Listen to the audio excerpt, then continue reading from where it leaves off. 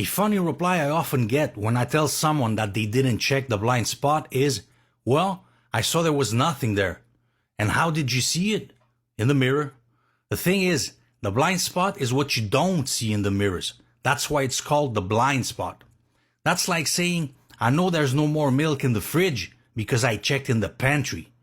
What's usually the first thing someone tells you when they had a collision? I didn't see the other vehicle. And in a lot of cases, why didn't they see them? Because they didn't look. And not checking the blind spot is a common reason of not seeing someone or something. So what are the blind spots exactly? They're the zones you don't see in your mirrors. You see them by turning your head and looking through the rear passenger window. For example, here there's a pickup parked to my left and I don't see it in my mirror. I have to turn my head in order to see it. It's in my blind spot. Same here with this van, and these are big vehicles on top of that. And just checking what's in your front window is not enough. You have to turn your head enough so that you can see what's in the rear passenger window too, to the side where you want to go. In order to check the blind spot properly, you should turn your head to the point where your chin is more or less aligned with your shoulder. Try not to turn your body too much if not needed, because that tends to turn the steering wheel. And that's especially the case with students because they're usually nervous and they tend to hold the steering wheel too tight. So since their arms are so stiff, by turning their bodies, the arms follow. If for some reason you can't check the blind spot without turning your body, because of a neck injury for example, your size or whatever other reason, then you can turn your body a bit while moving it forward a bit to the opposite side to see properly. But try not to hold the steering wheel too tight when doing it. And that's especially true when checking the blind spot to the left.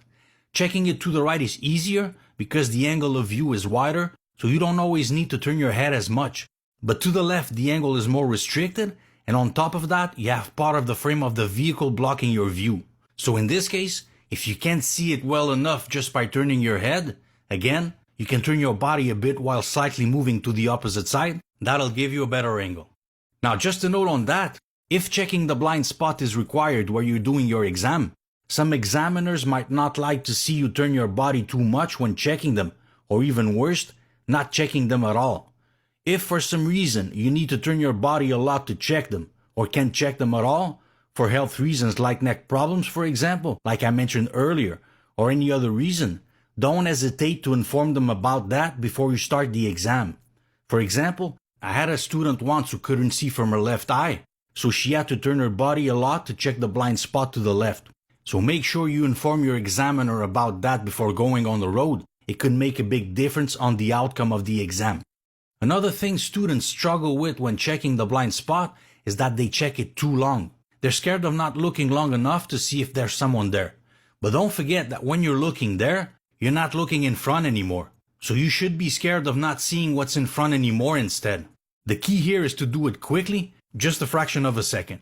Like I mentioned in my previous series of videos on vision, you should never stare at anything when driving, and it's especially true with blind spots. If I stare at something in my visual field, at least I can still see what's around in my peripheral vision. But when checking my blind spot, I'm not seeing anything in front anymore, so it has to be very quick. There's plenty of time to see if someone's in your blind spot, even by checking only a fraction of a second. Sometimes I can even tell the vehicle's color, brand, model, and so on in that fraction of a second. But the only thing I need to know actually is if there's something there. And that's another thing that tends to scare students. What if someone brakes suddenly in front while I'm checking my blind spot?